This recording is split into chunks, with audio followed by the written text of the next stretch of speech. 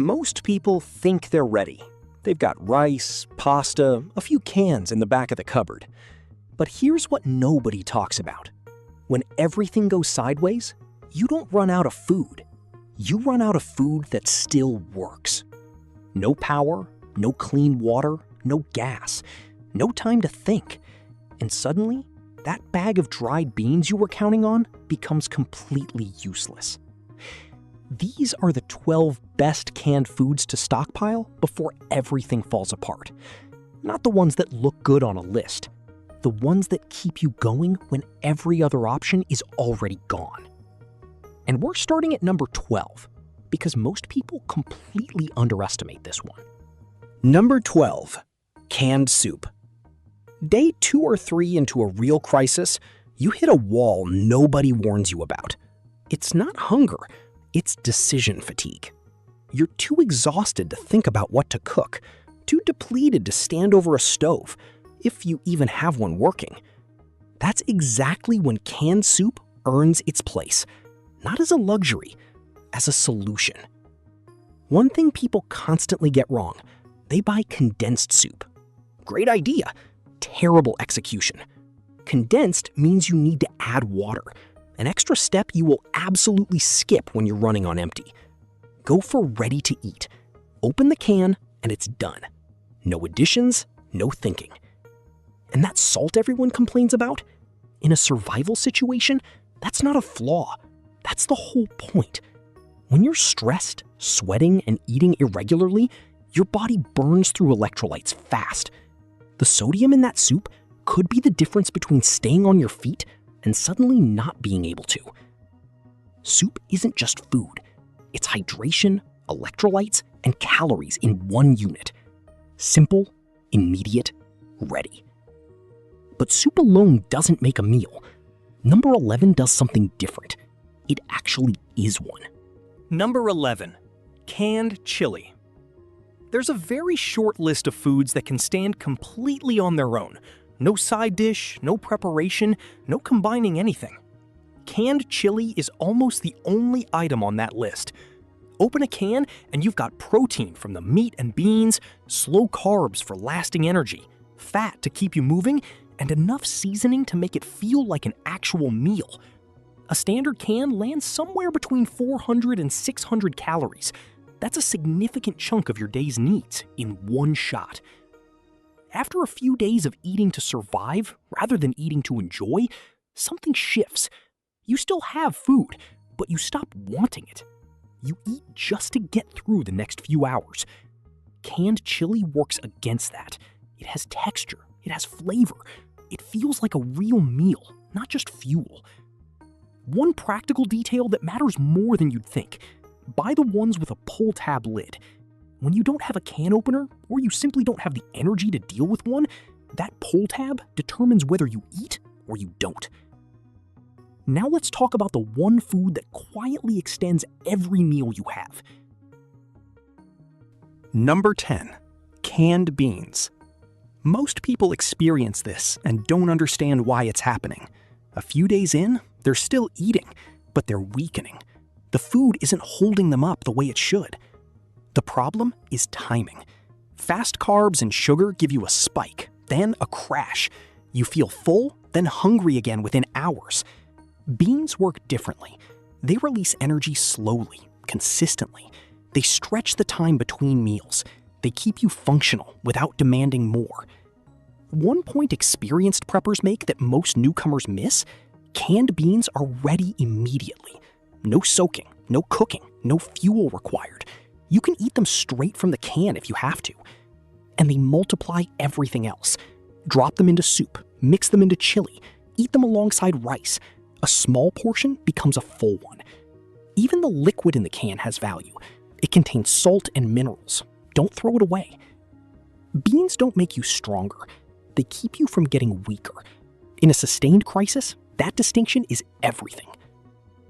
At some point, the body starts craving something specific. Number 9 is the only canned food that delivers it. Number 9, canned chicken. After 3 or 4 days of soft, bland, carb-heavy meals, something specific disappears from your eating experience. The act of chewing. The feeling of actual meat in a meal. It sounds minor. It isn't. When that's gone, people start skipping meals. Not because they lack food, but because they can't bring themselves to eat the same tasteless thing again. That's when canned chicken changes the situation. You open it and you have real protein. No heat needed, no refrigeration, just meat, right there, ready to go. A single can gives you somewhere around 40 to 50 grams of protein, enough to protect muscle mass and give your body what it needs to keep functioning. The best version to stock is packed in water. It mixes cleanly into anything without changing the flavor. Rice, pasta, soup, it all works. And one critical note, once you open a can, don't leave it sitting there. If you can't finish it and have no refrigeration, share it or eat it. Wasting protein in a survival situation is a mistake you don't want to make twice. Number 8 isn't just about calories. It's about something most people forget to protect entirely. Number 8. Canned tuna. There's a specific kind of exhaustion that doesn't feel like tiredness. You're reading something simple and it takes twice as long. You make a decision, second guess it immediately. You forget what you were doing mid-task. That's your brain slowing down, and it happens even when you're eating. Most foods keep you physically full, but they don't keep you mentally sharp. Tuna is different. The omega-3s in a single can of tuna directly support cognitive function. They keep the fog from settling in. In a high-stress situation where you're making real decisions with real consequences, that is not optional. It's essential. Practical detail: water-packed tuna is lighter and mixes easily. Oil-packed has more calories and works better when you need an energy boost. Keep both if you can. The one mistake people make is eating tuna continuously as their main protein. Don't. Use it strategically. One can every day or two, rotated with other proteins. That's how it maintains its effect. From here, the list moves into heavier territory. Number 7 is the one you won't understand until you actually need it. Number 7. Canned meat. There's a stage in a real crisis that nobody talks about until they've been through it. You're not just hungry, you're physically depleted. You have to move, work, carry things, stay warm. And you realize that the food you've been eating, while technically enough, isn't fueling any of that. The difference in canned meat isn't the protein, it's the fat. Fat is long-burning fuel. It doesn't spike and crash. It keeps you moving hour after hour, especially when the conditions are hard and rest isn't available. A small can, but the sustained energy inside is higher than almost anything else on this list. Pair it with carbs, rice, pasta, bread. Fat plus carbs together create the longest burning combination you can put together from shelf-stable food. The high sodium content is an added advantage. It helps retain fluids and keeps your body from declining too quickly when you're working hard. And shelf life? As long as the can is undamaged, the energy inside doesn't go anywhere. That's not a minor point. That's the whole product. The next item isn't food. It's what makes food survivable. Number 6. Canned tomatoes. By day 3, something subtle starts happening. You're still eating, but you're forcing yourself. Every spoonful tastes the same. Nothing smells like anything. And eventually, you just stop wanting to open another can. That's not a hunger problem. That's a flavor problem. And canned tomatoes solve it. Add crushed tomatoes to a pot of beans, and it goes from edible to something you'll actually look forward to. Mix tomato paste into canned meat, and you've built a sauce. Pour diced tomatoes into rice, and suddenly it's a meal with a reason to finish it. People overlook the science here. The canning process actually increases lycopene bioavailability, a powerful antioxidant that helps your immune system stay functional under prolonged stress. It's not just flavor, it's structural nutrition. Store 3 forms: crushed for sauces, diced for stews, paste for concentrated flavor when you want maximum impact from a small amount. That small variation keeps your meals from collapsing into monotony. Number 5 isn't about feeding you. It's about keeping your body from quietly breaking down without you noticing. Number 5. Canned vegetables. You won't notice this happening in real time. You wake up and you're a little slower than yesterday. Work that used to take 1 hour now takes 90 minutes. Nothing hurts. Your body just no longer runs the way it used to. That's micronutrient depletion, and it happens on a diet of protein and carbs alone, even when you're eating enough. Canned vegetables don't provide dramatic bursts of energy. What they do is maintain the infrastructure, the vitamins and minerals that keep your immune system functioning, your recovery working, your body processing everything else efficiently. Go for low-sodium options where possible. You can always add salt later. You can't take it out. And don't throw away the liquid in the can. It contains dissolved minerals you can drink or fold into soup. One detail experienced people always mention: color. The green of green beans, the yellow of corn. In a world that's gone entirely gray and beige, color on your plate matters more than you'd expect psychologically. Store variety. Your body needs diversity over time, not just volume. Number 4 is for the moment when your body simply refuses to eat anything else. Number 4. Sweetened condensed milk. There will be a point, maybe day 4, maybe day 6, when you know you need to eat, but you physically cannot put anything else in your mouth. Your appetite is gone. Everything tastes wrong. The thought of one more spoonful of whatever you've been eating is genuinely unbearable. That's the exact moment sweetened condensed milk exists for. One small can contains over 1,000 calories. Dense, liquid energy that requires zero preparation and goes down easily when nothing solid will. It doesn't demand much from your body to process it. It just works. The psychological effect is real and worth acknowledging. Sweetness in a genuinely bleak situation does something to the brain. It creates a brief, legitimate feeling that things are okay. That's not trivial. One important warning: don't rely on it exclusively. The sugar load will spike your blood sugar and leave you feeling worse an hour later. Use it to activate your system and follow it immediately with something more stable: protein or complex carbs. No refrigeration needed before opening. Shelf life is long. Always ready. Number 3 is something most people completely ignore, and it's the one that can quietly shut down your entire system. Number 3. Canned pumpkin. After several days of eating dry, salty, low-fiber food, something starts happening that nobody on a preparedness list ever talks about. Your digestion slows to a stop. Your body can't process what you're eating efficiently. You feel heavy, bloated, and progressively less inclined to eat.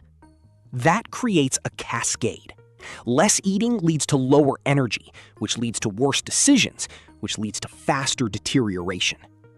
Canned pumpkin addresses exactly that, not by energizing you directly, but by keeping your digestive system functional so that everything else you're eating can actually do its job.